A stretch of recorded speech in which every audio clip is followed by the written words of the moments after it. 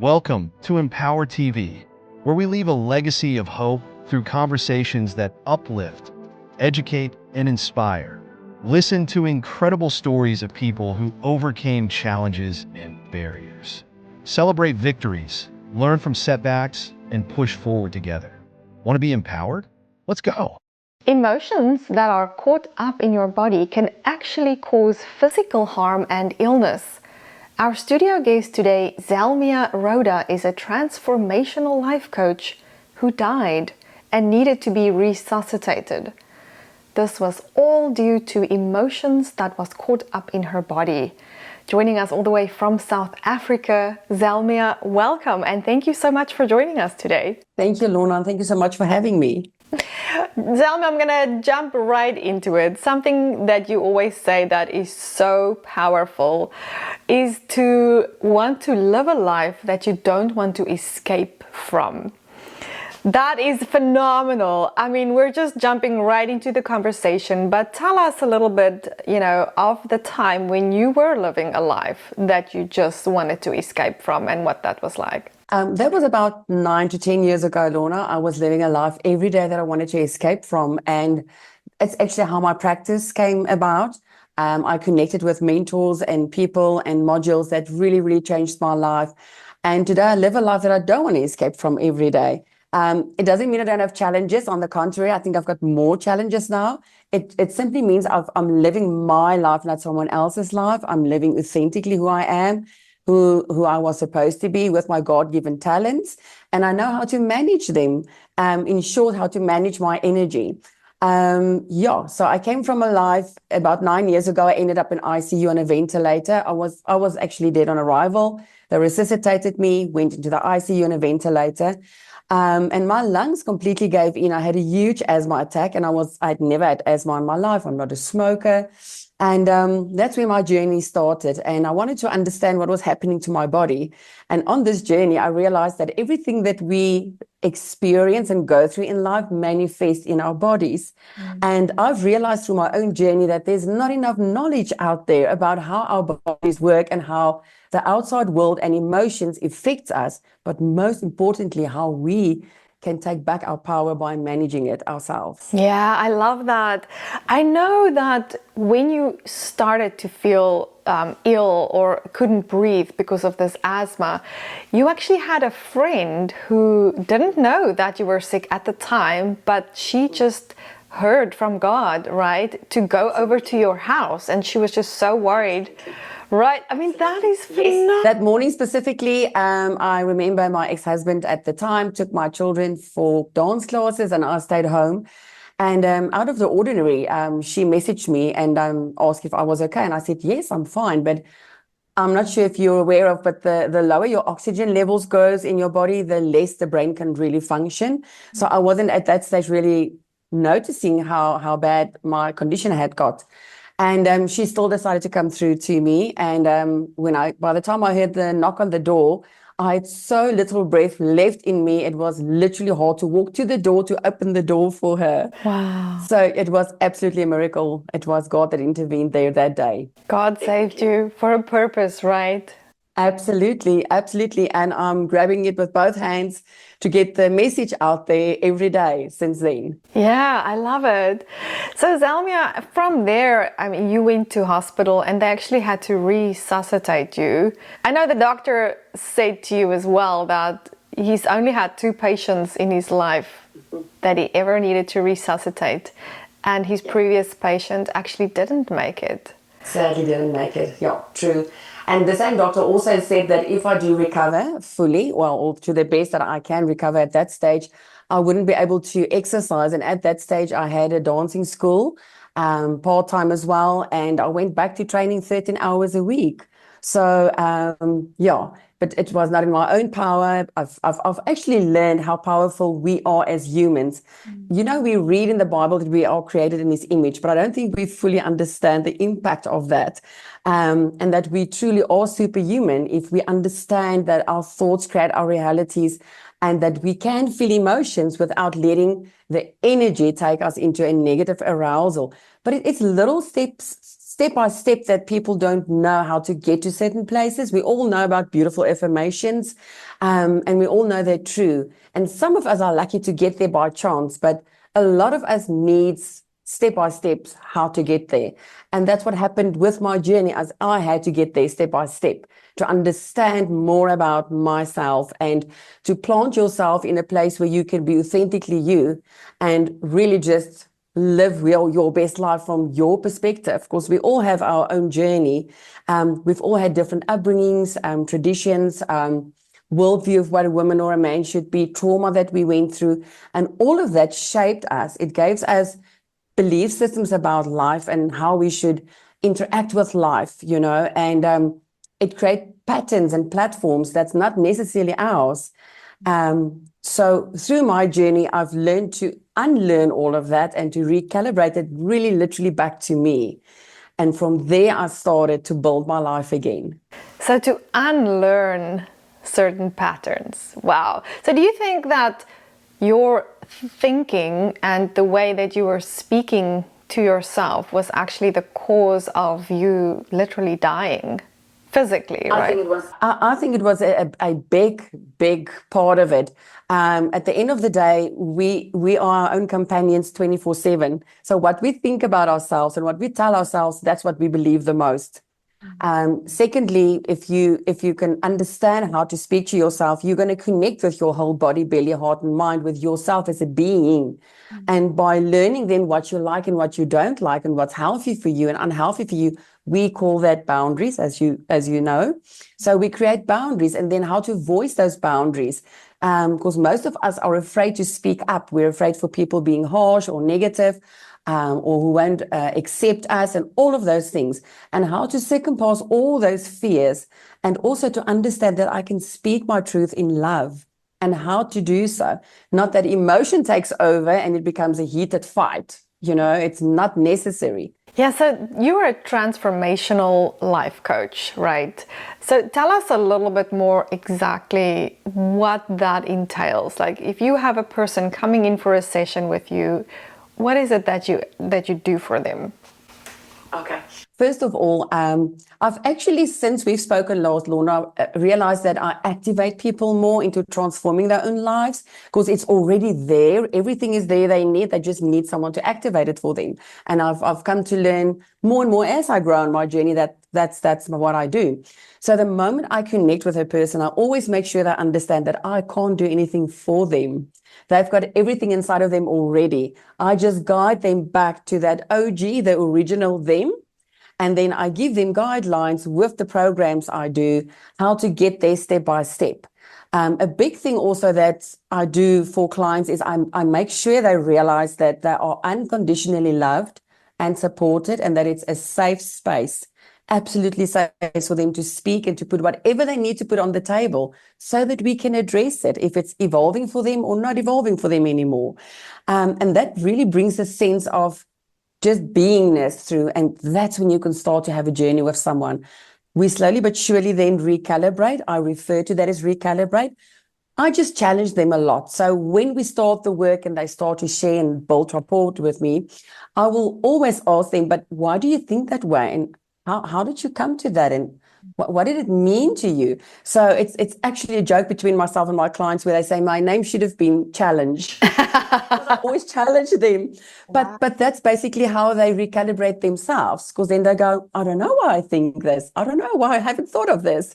So sure. That's honestly truly just to ask yourself those questions. Yes. Right. Because we all have this way of thinking about ourselves particularly and about life, but we don't always know why we're thinking this way, but this is our belief, right? We believe this, but it could be wrong, and it could be steering us into an actual destructive place, right? Absolutely. Physically. Absolutely. And that's normally what happens, and that's when someone ends up with me. My first question is normally, how much did it hurt? That's normally my first question, because it literally hurts on so many levels if you're not living your true life from the authentic being that you are.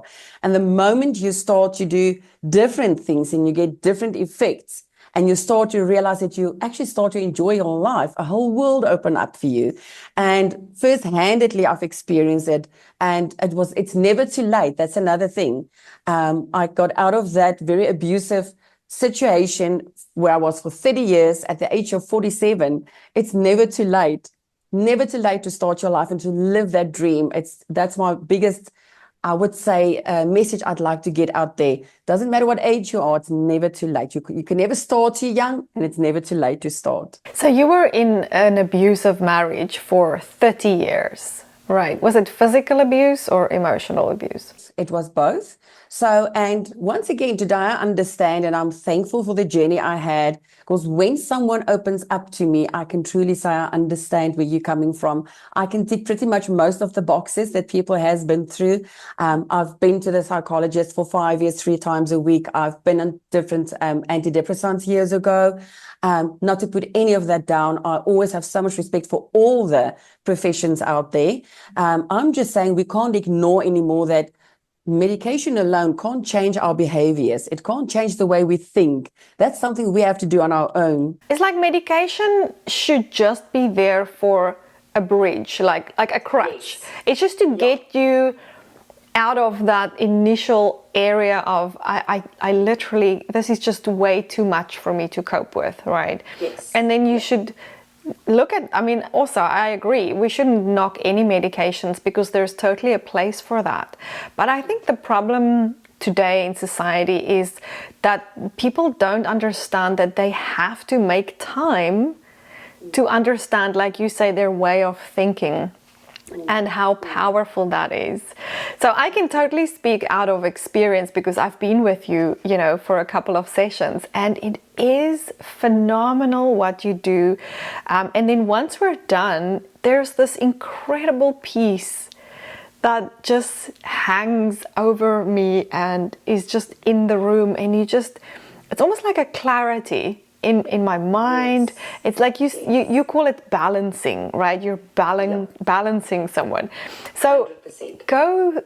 Go through some of those steps and why that is important, and how do we get to that place where we can be balanced and why we should be balanced, right? Yes, thank you for asking, Lorna.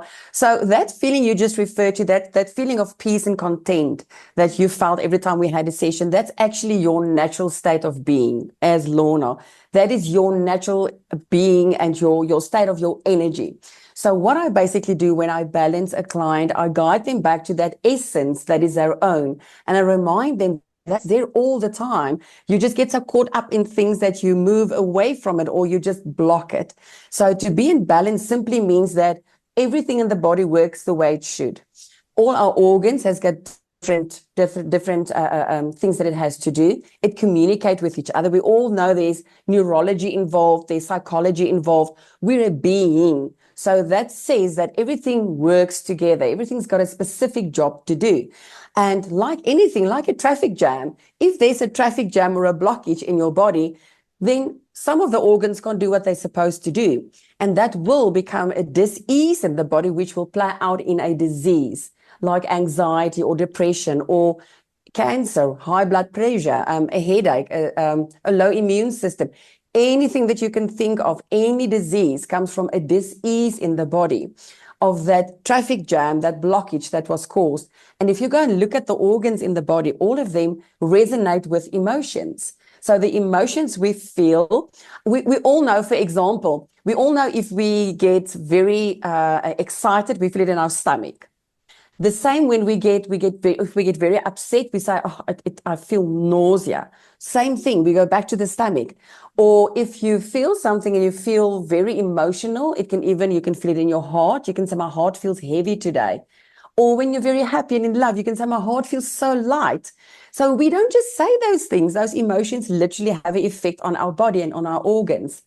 Now, to learn how to feel the emotions and not that it gets stuck in you and cause that traffic jam so that things can't flow and work the way it should, that you can't have that energy, the vital energy that you desperately need that to get through a day, every day, to work with your own vital energy, If there's blockages, you only have a certain amount of that energy available to yourself. Is that why a lot of people get very tired when they're depressed, right? They're just consistently exhausted. So consistent tiredness is actually a huge red flag to say, I have obviously got a lot of blockages in my body, right? 100%. Yeah. And it can sometimes take one thing to block everything. It works like a domino effect. Okay. So I always say we as humans need one thing to spiral negatively. And say, for instance, someone treats me with disrespect in a shop. Then if I walk away from that person and I don't know how to deal with it, I can think, but why do people respect me? People never respect me.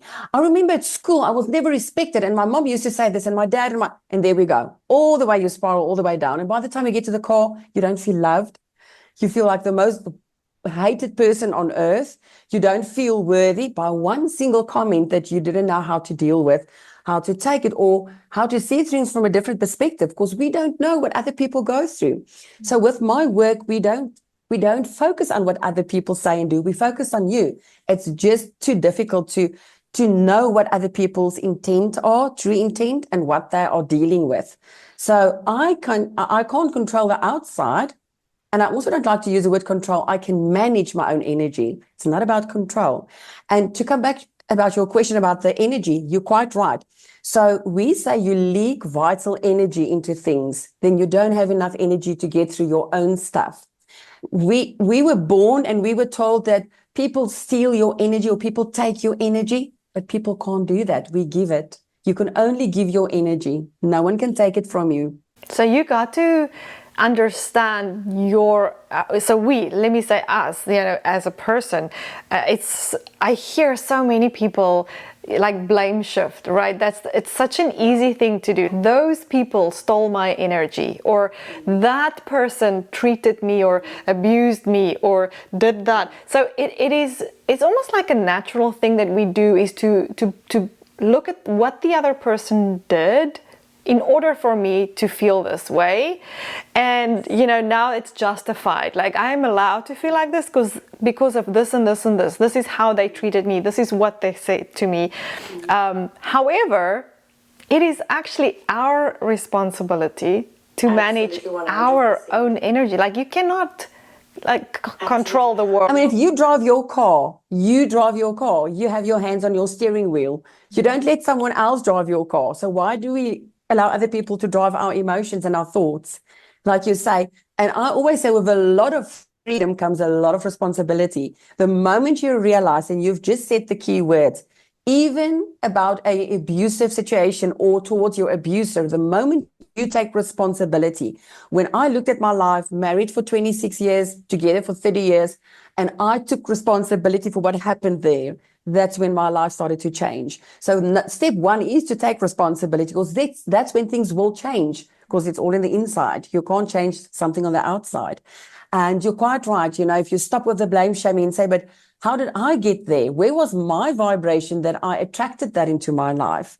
Where was my self-worth that I allowed that? So I'm going to work on myself to better that, to attract better things, instead of blame shaming. Oh, this is phenomenal, because I feel like the moment we can recognize this, right? Where is my responsibility? Like, what did I allow? And how can I change this? Yeah. Whatever it is that's holding you back, or, blocking, like you were saying, that's where everything starts.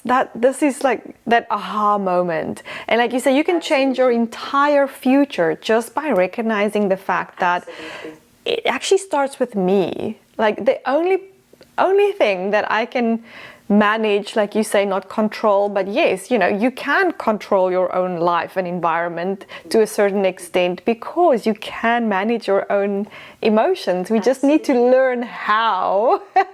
And that's where I come in. Absolutely. That's where I come in, because I've learned, maybe we can refer to it as the hard way, but I had amazing mentors that came over my journey, and people that I've studied with, and modules that I've studied. And I've worked out a tailor-made program where I start a journey with people, and I take them currently through 3 programs. The first one is about reconnecting with yourself, your authenticity. The second one is about realizing what your gifts and talents. And the last one is then how to express that. And all of that goes, it gives you the responsibility back in your hands. And once again, we all know, we've heard this the last few years and generations, that we have the answers within us and it starts with us. But how? I have the how, because that was what was missing in my life as well, was the how. How do I start to love myself more? How do I speak differently to myself? What do I do with emotions when it comes into my reality, into my space? How do I communicate with other people without being nasty, but getting my point over? So there's literally steps taking you through these programs to give you the know-how. And it is life-changing. And that's my passion, Lorna. I'm living proof that you can live that life that you don't want to escape from. Doesn't mean you don't have challenges, but your challenges becomes different. It's not challenges anymore. It's actually learning curves. It's learning more about yourself and others. And there's so much more compassion also that comes along with it, because you understand more where other people are if you understand more about yourself. That is so powerful. Yes, absolutely. That's totally true. Once you understand yourself better and realize why, like you say, why do I think this way? Why do I believe this, right? About anything, about a situation, about myself. Once we start going back to that, we can change a lot of things and understand a lot of things. Absolutely. If you're driving your vehicle, it will give a red light or some indication that something is wrong in the engine. And then we know to fix it. Why would our bodies work differently? So when the anxiety kicks in, when the depression kicks in, when the disease kicks in, what is your body trying to tell you? The red lights, it's asking you for attention. It's telling you something. So it's not that it's just a disease that just arrived from out of nowhere. Your body, like that vehicle, like that car, is giving you information that we need to go for a checkup. We need to go and we need to maybe redo the engine or go for a spray or whatever, but we need to do something. It's giving you information. The disease is not just a disease that's there for no reason. Yeah, so it's to kind of recognize those small points, like you say, like I've got a headache. All right, why do you have a headache? Is it because of a wrong belief system? Is it because you're not eating consistently properly? Is it because you're not sleeping enough? Or is it... So there's like a whole lot of things that we need to start looking at, but I feel like we don't spend enough time doing that, and we don't know to do that. There's not knowledge. We don't know how to listen to our bodies. We didn't know that we can actually listen to our bodies. And once again, with my program, but the big thing is, if you're not connected to your body, you won't listen to your body. You won't hear. People that starts on this journey is not connected. They're so dissociated from themselves that they're living a life of being this human that they are not. So they're not even in their bodies physically connected. So how can they feel and listen to what the body is telling them? So that's what I do. That's why the first program connects you with yourself again, so that we can then hear what your body and mind and soul is speaking and what's your truth of who you are. And then we start to align you with who you are. And that's when the magic happens. And it's just a beautiful journey always to see. So to come back to that baseline, right? Like a lot of people don't have that baseline yet. So is that what I hear you're saying? So sometimes we've been so conditioned in the way we do things or in our belief systems that we absolutely can't hear our bodies. We can't. Absolutely. We're not balanced. We're missing our baseline. 100%. And I also need to mention this. So I have worked with babies as well, but I start the programs with children as young as 7 years. And there's no limit to what age you can do the program with me. Obviously, I meet them on their level if I work with children. And all my children that I've worked with has said to me, Auntie Zelmia, they need to teach this in school. They need to teach us earlier how to understand ourselves, how to express ourselves, who we are, and that it's okay to be us. Not necessarily all the things that we've learned. And the hardest thing, and I myself am a parent of 2 beautiful daughters, like yourself with your 3 stunning daughters. is that I think the big thing that we as mothers has learned, that not everything we taught them is right. Not everything we taught them is the only way. So they also need to find their own way and their own truth and their own language, if I can put it that way. We've only just shared what we've learned, but it's so necessary for each person to truly go out there and see what is life about for them and how do they experience life. And then they can find the space where they fit in to do their own magic. And that's then where we can become the lights for each other at the end of the day. Oh, I love that. I'm so happy you brought this up now, because parenting, I feel like, you know, it's the most crucial job that there is in this world today. It's the most important thing that we can do. Yet, there's no qualification necessary for parenting. Like, you don't have to do a test, you don't have to do anything. Yet what we put into our parenting ultimately is going to result in the future, right? How well our future is going to be. Absolutely. And if I can give advice, or just little thing, I don't want to give advice, maybe just a perspective from my side, is that if you as a parent know your intent is true, that you honestly just want to give this child the best opportunity that's out there, and just be as honest in that moment that you can be with what you have, and always reassure them that you might not know the best and there might be millions of other ways to go about, but this is from your perspective, and you just want to help them, and you want to give them space at some time and at a certain age to also start to look what they have to look for and learn what they need to learn. And I think that's sometimes the hardest thing for a parent, to understand that they too have their journeys that needs to mold them and form them and shape them. The moment you realize it's okay, it becomes okay, if it makes sense. It is so important, I feel like, for any parent out there to first, I always think of that, you know, when you're on an airplane and they say, before you can help your child, put on your own oxygen mask. Yes. Like, I just, you know, I see that picture in front of me right now, and and actually, like, out of my own experience as a mom, for a long time, I just, you know, pushed a lot into my kids. Like, the moms, you know, you will put yourself last because you want to give your kids the best. But it's actually, this is a wrong belief system, right? That's that one thing that is totally wrong. 100%. Because we should first look at ourselves, invest into ourselves, mentally, emotionally, balance ourselves, right? Before we can actually raise healthy and balanced children, because an unhealthy person, it is almost impossible to raise healthy kids, you know, if you're yourself is so struggling. I think we underestimate that every child that's born comes with their own little blueprint. I always say it's a little blueprint or USB that's inside of all of us.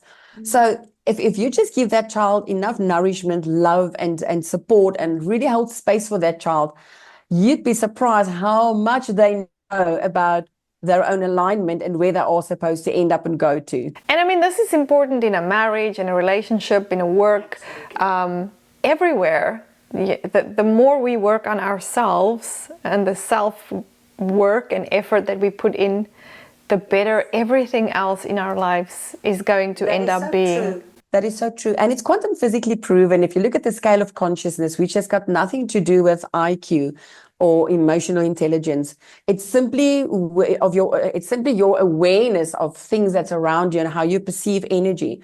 So if you, I mean, we've all have had this. Easy example, if you've spent time with someone that's negative and draining, if you go away from that person, if you don't know how to manage your energy, I just have to add that.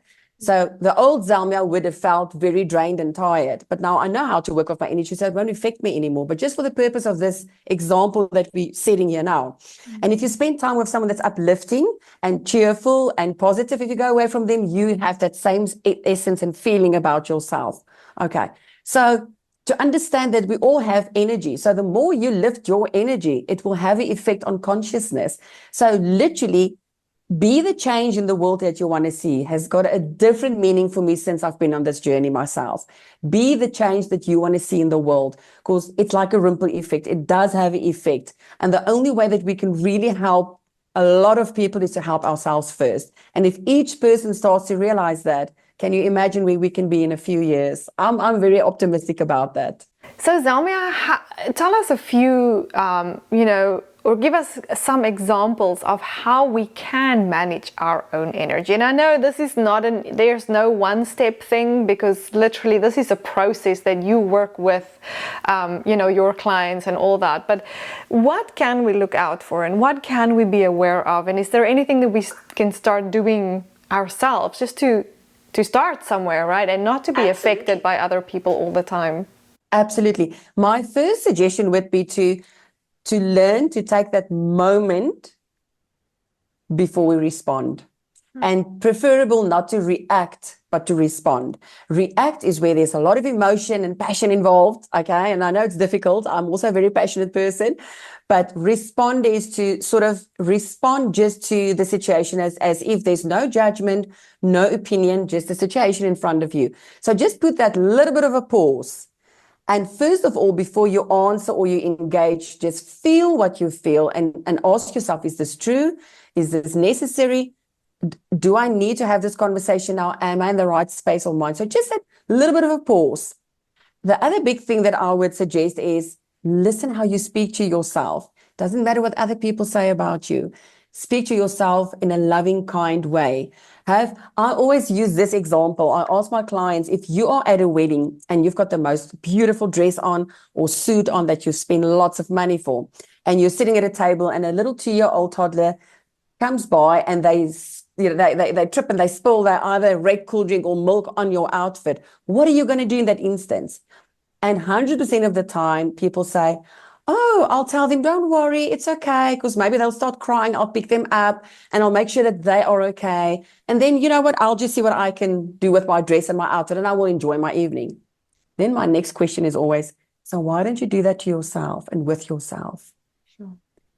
When you feel like you've done something wrong or made a mistake or didn't catch on quick enough or whatever, why don't you take that same outlook with yourself and say, you know what, Lorna, it's okay. You tried. It's okay. Let's sit for a second. I know you tried your best. I love you. I'm here for you. We'll get through this. Instead of, Lorna, my word, why did you do this again? Can't you do better? Why, etc., etc., etc. So if you think about that little child that you will pick up and be kind to, why don't we do that to ourselves? Because we just have little children inside of us. We just little children who grew up, but we're still little children on the inside. So that little person is still there. But how do we take care of him or her? How do we speak to him or her? Do we give him or her love? So explain the difference that happens in our bodies when, we take that little child, just wrap him or her with love and say, it's okay.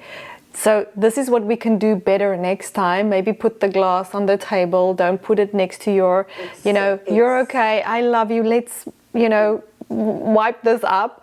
Or B, like, oh, why did you do this again? Like, I told you not to put the glass there. And there is parents that is reacting A and B, right? Because we've been taught that way, and it's been done to us and to our parents and etc. Of course, there was no knowledge. So what happens if I go into flight and flee mode? You're literally closing up the veins in the brain. So there's not enough oxygen coming through to the brain. So you can't think clearly. So we say you blow your frontal lobe. So that's when we say and do things afterwards where you go, I shouldn't have said that. I should have done that. I've got so much regret. So we don't want that. But that's typically that will happen. So you will react without thinking. You're taking so many of the options off the table by reacting. And obviously you're going to have the effects of that. So first of all, you're going to upset the child and yourself. So your inner child literally will throw a tantrum because your inner child is unhappy with you because you didn't speak kindly to her. So why should she be kind to you? Why should she give you support or love or attention? It's a two-way street always. So the difference is, with a kind word and a calm demeanor, we can have a look at the situation and learn from it and grow from it. You can still say to that child, for instance, but next time, remember, I have told you once before, so this is the results.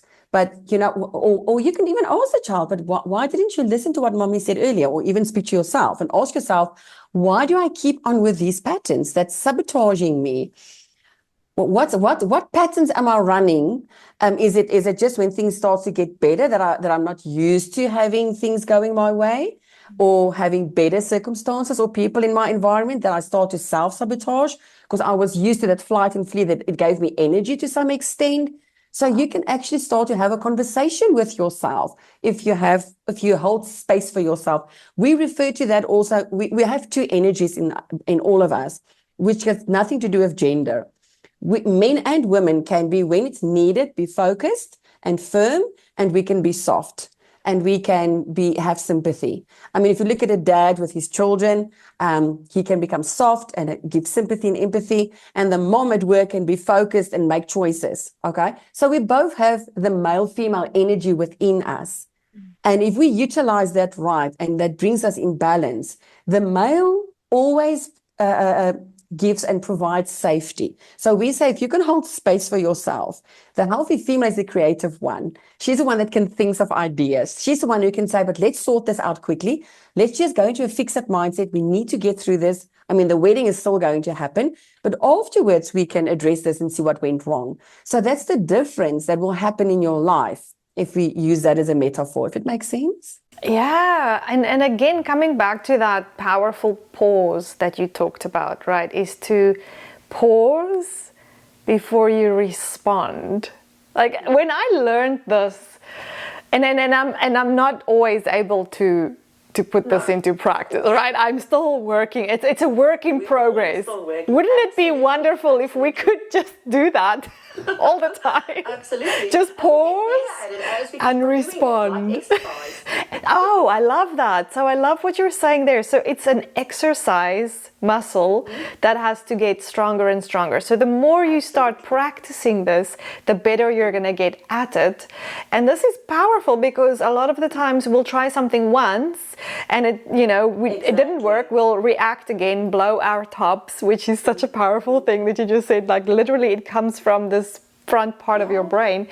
And then you self-sabotage, like, oh no, like, I knew I couldn't do this. Like, I can't respond. I'm just going to be reacting. It's just who I am, right? Exactly. It's literally going on your knees and telling that little girl, you know what, you can't do it. And you didn't do a good job. You will never say that to a little child, but why do we say that to ourselves? Also, if you're calm and collective and you can think about what's happening on, the thing is, you do get better at it because you see the results are different and you start to like the results because you are more at peace and you are more calm and you make better decisions because now you're not dissociated from yourself, you are connected to yourself. So you can think about something, you can feel about it, you can convey it from your heart because that's where we speak. We always say, I want to give you my heart, or what's on your heart. That's where we speak from. And then also to learn how to take things out of your space that doesn't need to be there. If someone is rude to you at the shop, it's got nothing to do with what your mom said to you 10 years ago or 20 years ago or when you were a child. It's got nothing to do with that. So the moment it comes up to say, I see you, but there's no space for you here because this is my current situation. That's just a small example of how we will do aspecting. So to make sure that I deal with the situation at hand and don't tag along with a lot of other stuff that's not relevant or not even in my life anymore. That's also where the balances come in, which I do all the way through with the different modules that I use. So I kind of surrogate to help the people get into balance, but the idea is eventually that they can live a life where they can be in balance more than out of balance by the way they respond to things, how they think about things, how they challenge themselves to change their behaviors. It's definitely going to be a more peaceful life, not a challenge-less life, but a more peaceful life. And I've seen it in my own life and still do today and with the clients that the results you get is so amazing that it's like getting results when you go to gym. You want to keep on going to the gym. You want to keep on working at it because the results are so amazing and it speaks for itself. Yes, it's almost like having a bodybuilder or someone with like firm, strong muscles. You see this guy with a six-pack or whatever, like a really young athletic body.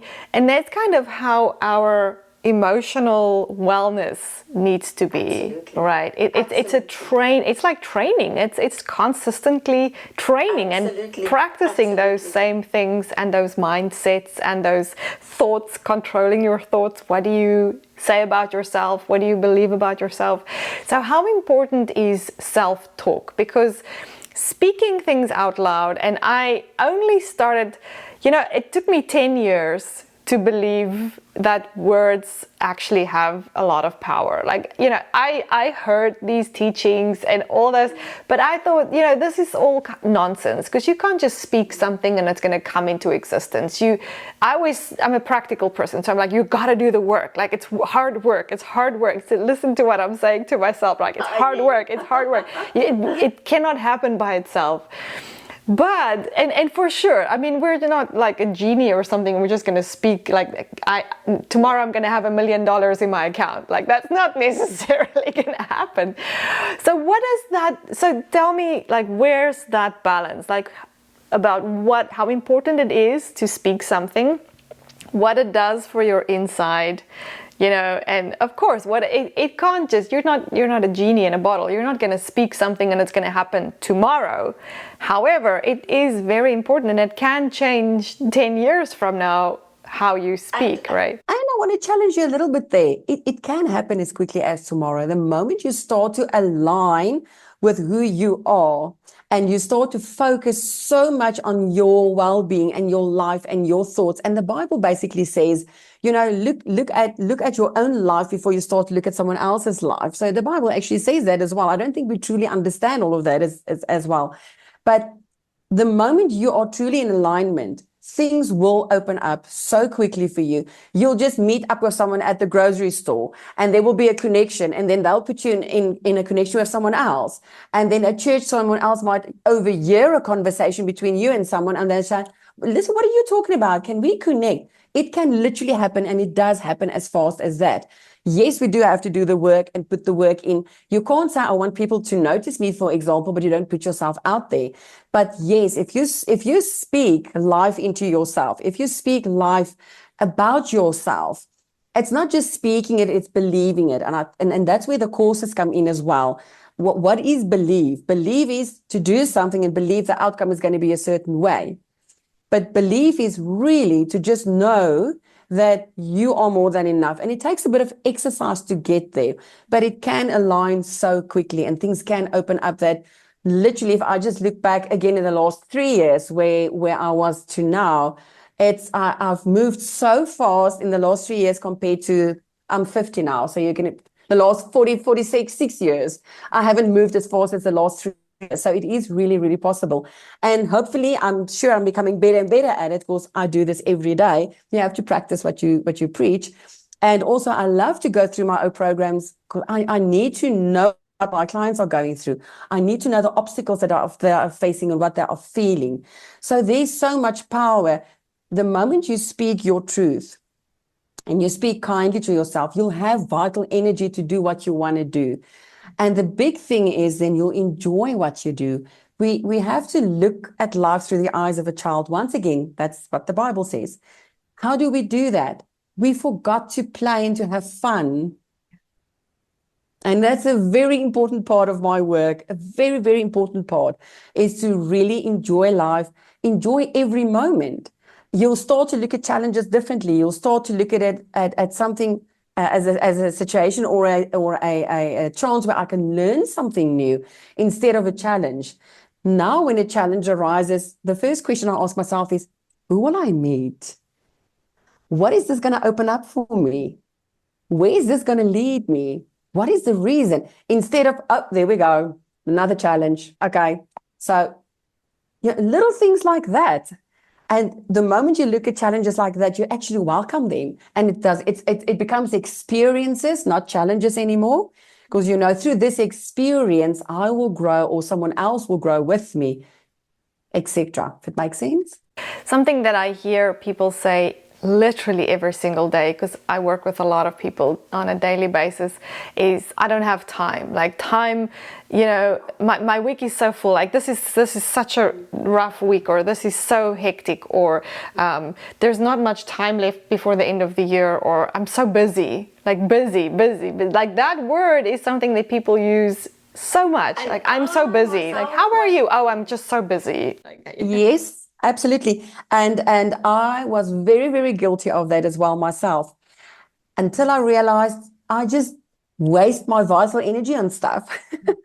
That's why I feel like I don't have enough time. If you don't waste your vital energy, you are so focused in the present moment that you actually do so much and you still have extra time left.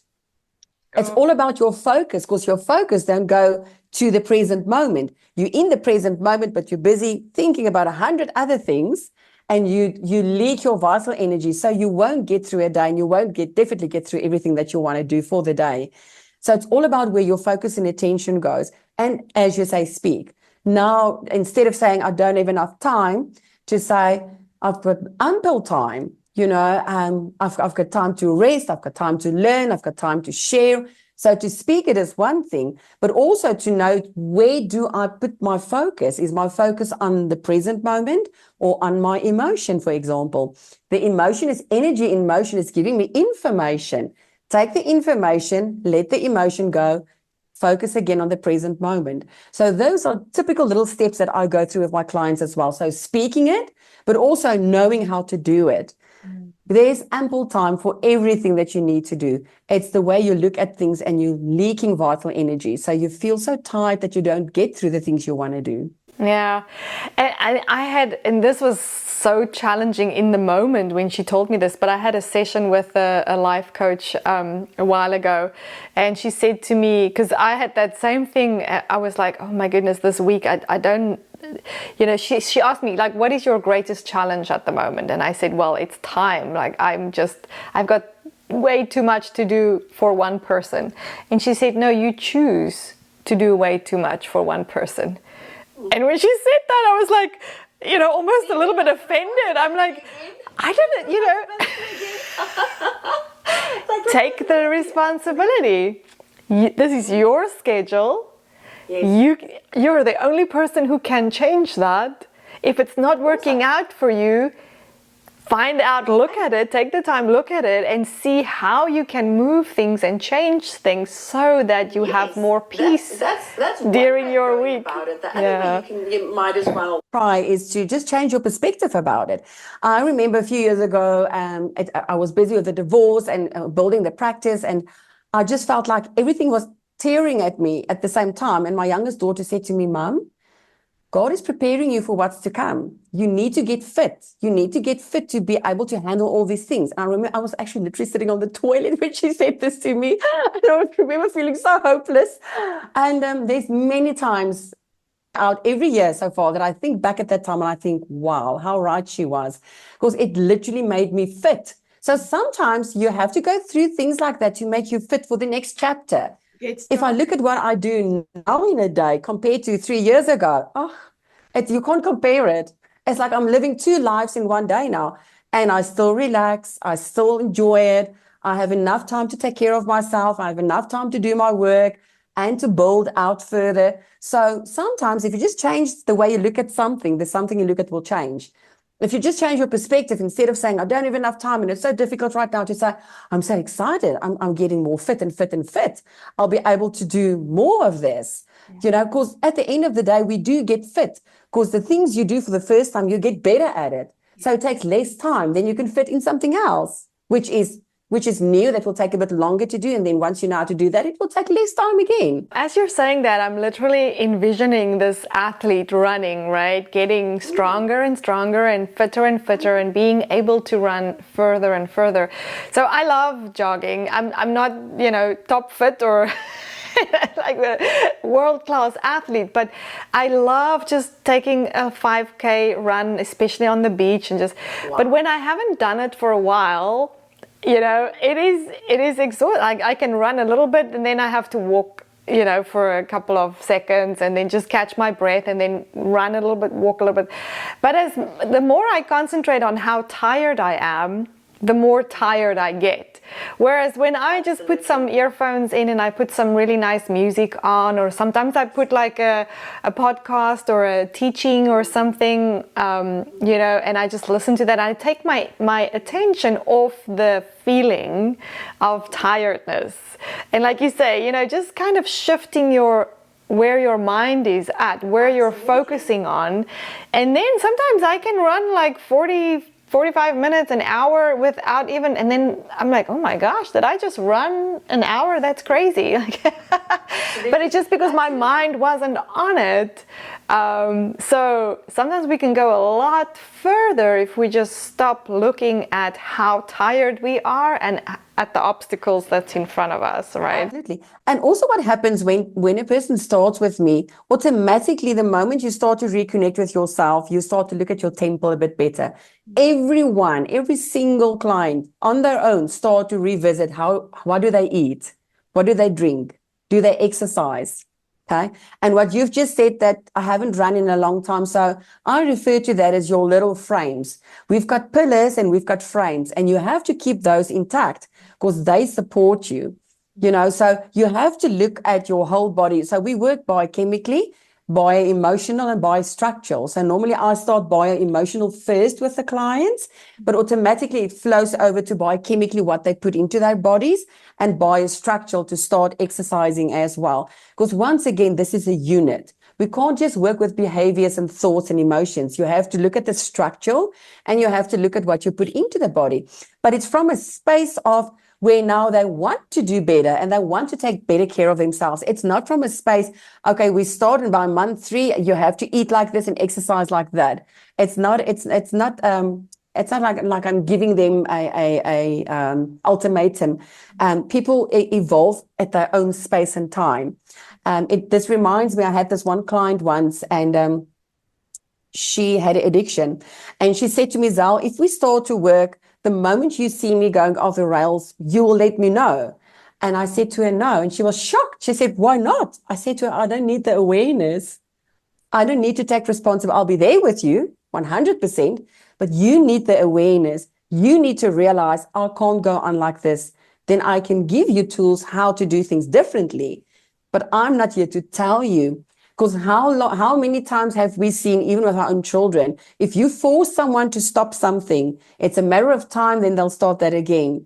It's got 2 legs to it. So the one is they need the awareness, but they also need to know how to get the awareness. And that's also where I come in. They need to connect with themselves, to feel themselves, to know what is happening in their bodies. So if they dissociated with themselves, they won't be able to get the awareness. Absolutely. So that's why I say always, this is a safe space. When we work, I always tell them, here, it's just your space. At your pace as well. I'm gonna be your biggest supporter. It doesn't matter what you decide, but you need to realize if things are working for you or not. It's not for me to instill something on you. Otherwise, I'm just going to be another system. And we've had enough of systems. Yeah. Systems doesn't work because we are so uniquely created. We don't even have the same fingerprints. So of almost 8 billion people, you are the only Lorna on the whole planet. So you should find your unique own manual that works for you, if it makes sense. Zelma, you have been amazing. I can literally talk to you for hours and hours. Thank you for joining us today. We are going to put all of your details on the screen. And is there any last little bit of advice that you want to kind of bring forward to the clients as we close today? If I'm allowed to say one word, it would be consistency. Just be consistent.